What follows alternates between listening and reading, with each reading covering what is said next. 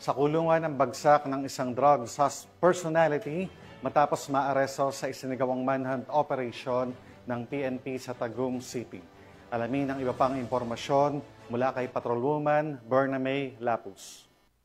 Sa isinagawang manhunt Charlie operation ng Tagum City Police Station ang isang wanted person sa Purok Bayanihan, Barangay Visayan Village nitong Agosto 11 taong kasalukuyan. Kinilala ni Police Lieutenant Colonel Frederick E. Deles, Acting Chief of Police ng Tagum City Police Station, ang suspect na si alias Mark, 28 anyos, na residente sa Barangay Apukun, Tagum City.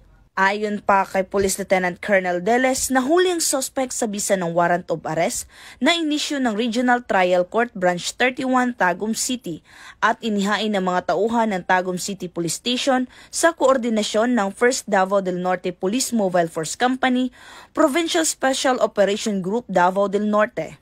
Ang suspect ay kasalukuyang nasa kustodiya na ng nasabing istasyon para dumaan sa tamang disposisyon at mahaharap sa kasong paglabag sa RA 9165 o ang Comprehensive Dangerous Drugs Act of 2002. Ang nasabing operasyon ay bahagi ng patuloy na kampanya ng kapulisan laban sa mga wanted person at sa pagpapatupad ng batas upang mapanatili ang kapayapaan at kaayusan sa buong rehiyon.